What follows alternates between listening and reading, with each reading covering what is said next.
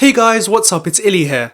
So if you haven't guessed from the title already, the topic for today's video is going to be about The Last Guardian. It's been on my mind a lot recently, and I haven't really seen many people talk about it ever since it was re-revealed back at last year's E3. Sony themselves have been pretty tight-lipped about the game. I mean, we haven't really seen anything else outside of the announcement trailer that debuted in 2009 and the trailer that they showed us at last year's E3. There is a reason for this, however. Shuhei Yoshida told us that because it's a very story-based game, they don't want to show us too much, which I can definitely get behind as it's better for the experience to be as fresh as possible, especially when you factor in the lofty expectations that a lot of people have for this game. Now of course, one of the main reasons that a lot of people have their expectations set high isn't just because of the impressive announcement trailer, but also because of the studio's pedigree. I know they're technically not Team Ico anymore, but I'll refer to them as such for now. Team Ico's previous two games, Ico and Shadow of the Colossus, will always have a special place in gamers' hearts. Fumito Ueda and his team are the masters of building some of the most emotionally potent relationships in gaming, and this is all done with minimal dialogue and narration. I think Ueda's games really helped pave the way for all of these fantastic indie titles that we have today like Journey. So I'd love to see him come back in a big way with his team and to show everyone that they still have it after all of these years. They have also had a big impact on the makers of AAA games as well. For example, Miyazaki, the mastermind behind the Souls series and Bloodborne, has always said that Team Ico's games were why he wanted to get into developing games in the first place. Even Guillermo del Toro, who has always wanted to make a game, cites both Ico and Shadow of the Colossus as masterpieces and part of his directorial influence. But before I get into the crux of this commentary, let me just talk about the background of the game briefly. Team Ico started development on it in 2007, and it was announced at E3 in 2009 with a planned release in 2011, hence why Sony brought out the remastered versions of Ico and Shadow of the Colossus at around that time. However, the game was then pretty much delayed indefinitely, but it was never cancelled nor was it ever on hiatus like the rumours said. The game never actually stopped being made, but progress was nevertheless very slow. The game struggled to run on PS3, and there was some drama behind the scenes which resulted in Ueda and other members of Team Ico leaving Sony in 2011. Even though they aren't employees of Sony anymore, they are dedicated to completing the game in the form of Ueda's new studio, Gen Design. Regardless of what happened behind the scenes though, Sony are obviously still on very good terms with Ueda, and I think the reason why they called him out in the audience after they re-revealed it last year was to show this. It turned out that they decided to port the game over to PS4 back in 2012 when they had technical difficulties getting the game up and running on PS3. Apparently Mark Cerny, who is of course the PS4's lead architect, stepped in to help them bring the game over to PS4, which was difficult given how unique the PS3's architecture is. Here we are 7 years later after its initial reveal and around 9 years into its development cycle, and it looks like the game will finally be coming out later this year. Now when people talk about games being in development hell, they always seem to bring up Duke Nukem Forever, which I don't always think is fair. That game spent a whopping 15 years in development and went through multiple studios before it finally came out. On the other hand, there have been some great games that have managed to come out of development hell just fine. Diablo 3, Alan Wake, LA Noire, and even Resident Evil 4 and Team Fortress 2 all had trouble getting off the ground and took years and years to come out. But it eventually worked out for all of those games, especially for Resident Evil 4 and Team Fortress 2, which is seen by many as some of the best games of all time.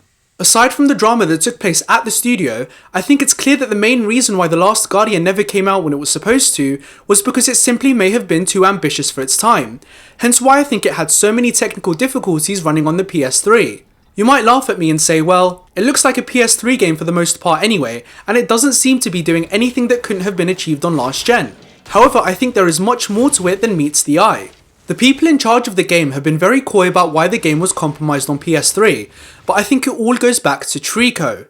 The reason why is because they've made it abundantly clear ever since the re-reveal that Ueda's vision for the project has stayed exactly the same and that they are still sticking to it. Ueda has always stressed from the very beginning that the core aspect and central theme of the game will be the bond that forms between the boy and Trico. This is what the game revolves around, and if this doesn't work in the way that they want it to, then there is no game. If you dig further into older interviews, he also said that they adopted a new production process this time around for The Last Guardian. For their previous two games, they worked on R&D and production in parallel, whereas this time they decided to do the R&D aspects first, lock down the core elements, and then progress with production, and by that he probably means things like the actual level design in the game. After focusing on the R&D first, they found that they managed to give Trico a lot more character. This was very important for them because Ueda himself very openly said that his team's main focus was to create a virtual creature that was as realistic as possible in order to really build this realistic relationship that resonates with the player. He really wanted to avoid what he called the unnatural idiosyncrasies that come with the virtual animals that you see in other games. They also wanted to design and program Trico to be as flexible as possible first, so that they could then be more creative with the level design, whereas in previous games they had to design the levels around the limitations of the creatures that they designed. When Shuhei spoke about the game, he said that it's in really good shape from a technological standpoint now on the PS4, but the reason it isn't out yet is because there's still quite a bit to go in terms of the production. This of course goes back to what Ueda said years ago when he said they wanted to get the R&D stuff out of the way this time around first to really help build Trico's character. The team wants Trico to feel like a real living creature with a will of its own rather than the traditional sidekick that you see in other games that just mindlessly follows orders. I don't know about you, but to me it sounds like they are undertaking a very Herculean task, and if they manage to pull it off, I think this will be what makes the game so special. If you watch the trailer that was shown at E3 last year again, you'll see the crazy level of detail put into Trico, from the number of detailed animations to the way he winces at seeing the boy in serious danger. It all helps add to the illusion that this is a real animal. The main thing I want to talk about, however, with regards to Trico is the AI. It's been confirmed that you'll only ever control the boy throughout the whole game, and that Trico will be wholly controlled by the AI. AI in games is of course very tricky and never perfect. Nevertheless, from what the team have said in terms of what they want to achieve, it's going to have to be pretty damn close. Complicated AI can be very demanding on the hardware, so this could potentially help explain why The Last Guardian had so many technical issues when it was running on the PS3. The gameplay element involves the boy working with Trico to solve various puzzles in order for them to get past different areas. In between these puzzles, they will come across these shadow type guards that they need to deal with either by sneaking past or defeating them. The gameplay has been described as having a bit of Eco and Shadow of the Colossus in it. The Eco influence comes from having the game focus on the intimate bond that forms between two characters as they solve puzzles together in order to escape. The Shadow of the Colossus stuff comes from the way that you can climb on top of Trico like you could climb and hold on to the Colossi. The deeper that you get into the game, the more control that you will have over Trico like you would after spending a lot more time with a pet. At first he won't do everything the player wants.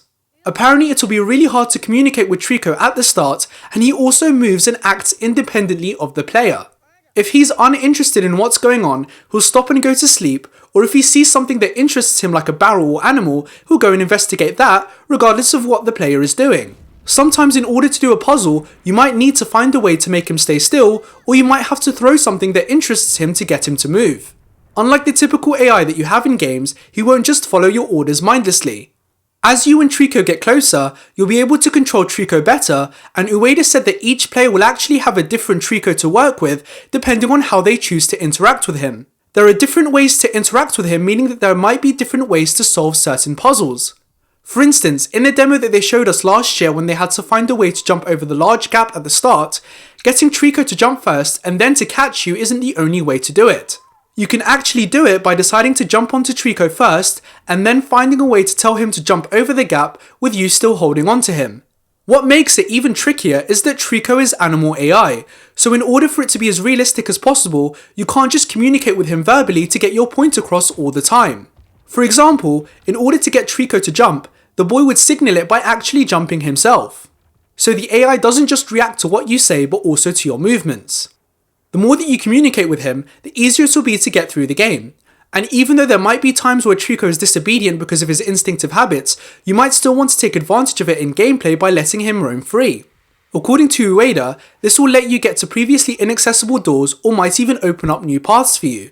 Sony typically like doing live demonstrations of their games at conferences, but you'll notice that they didn't do it when they reintroduced The Last Guardian.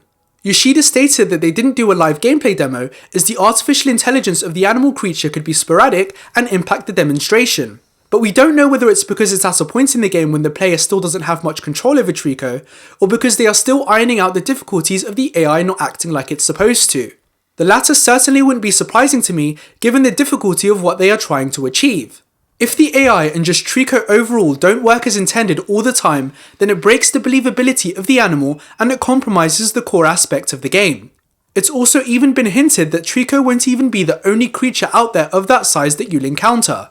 It's also important to note that unlike Ico's Yorda or Agro from Shadow of the Colossus, Trico is the member of the duo with power this time. Ask yourself this, how many games are there that do this? Where the AI is the one who is responsible for protecting you just as much or even more than you are protecting it. If it works how I think it's going to work, then we're dealing with what might potentially be some of the most advanced AI that we've ever seen in a game. Despite caring for Trico by doing things like removing spears and feeding him, the boy that you play as will also rely on Trico a lot, whether that's to seek protection from heavily armoured enemies or as a way to reach higher levels of the environment. Trico will be a lot more powerful than you are, since the boy that you play as will be pretty much defenseless. They talked about how they learned a great deal about AI processing with Ico, which they incorporated into The Last Guardian. If you compare this to what they previously achieved with an AI partner in Ico, you'll see that what they are trying to do here is a very big jump. In Ico, as is typical with other games now, it was you the player that had the power, and it was your responsibility to protect your AI companion Yorda from the Queen's shadow creatures. Yorda was also a lot more limited in what she could do than Ico was. She could only jump over short gaps and couldn't climb over tall barriers, so it was up to Ico to find a way to get her through the castle. This is a very different relationship dynamic to the one that will exist between Trico and the boy, so this would certainly help explain why they prioritised R&D first so that they could work on Trico's character instead of working on R&D in parallel with the production of the game like they did in Ico.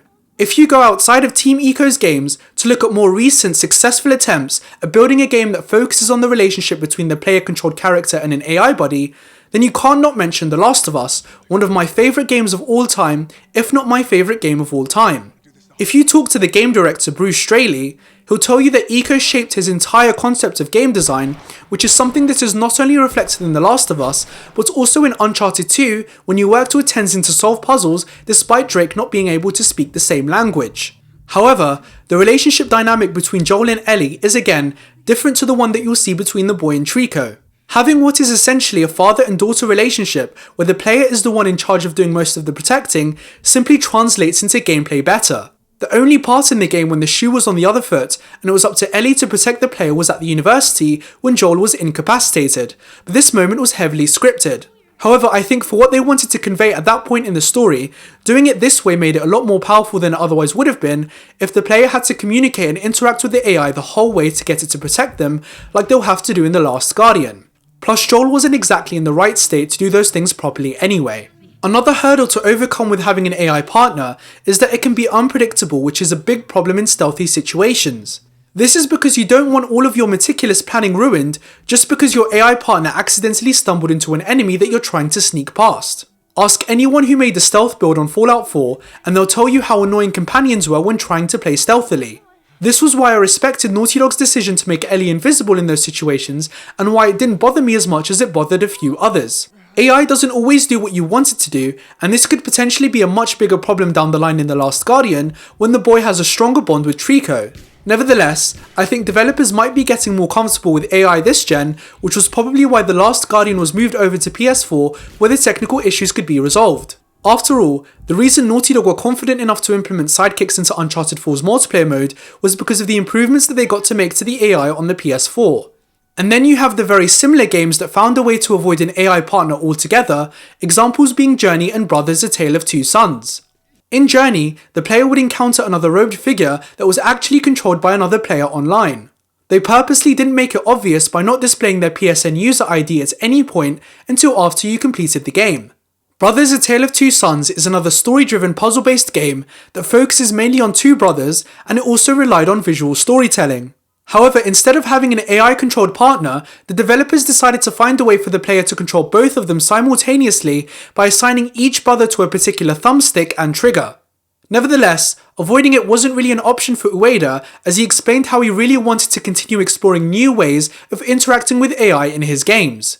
In terms of the story itself, I think Ueda has had everything mapped out from beginning to end well before it was ported to PS4, and that nothing has changed on that front. So what the story will be from start to finish was already decided a long time ago, and I think that we'll still be getting the same open-ended finale that he teased a while back. I've seen some people argue that, what might have been a fantastic game in 2011 might not be a fantastic game in 2016, especially when we've had so many outstanding indie titles like Journey and Brothers, as well as games like The Last of Us. I think the game still has the makings of being something really special if it's going to do what I think it's going to do, so there is plenty of room for it in today's gaming landscape. I mean, to my knowledge, no game has ever attempted to create a real virtual animal like this that forms such an integral part of the gameplay. Given that we don't have a release date yet, I don't think it'll come out until the fall of this year. If Sony wait until E3 to tell us, we know it'll definitely be sometime then.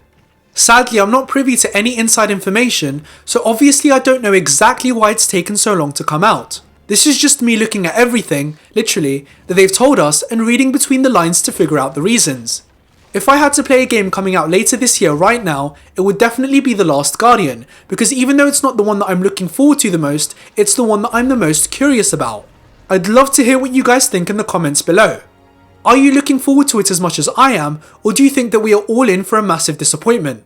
I really hope you guys enjoyed this video, and I'll talk with you again soon.